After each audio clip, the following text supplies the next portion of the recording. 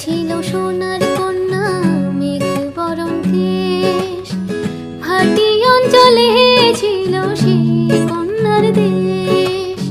দুই চোখে তারা হারে কি মায়া, নদীর জলে পড়লো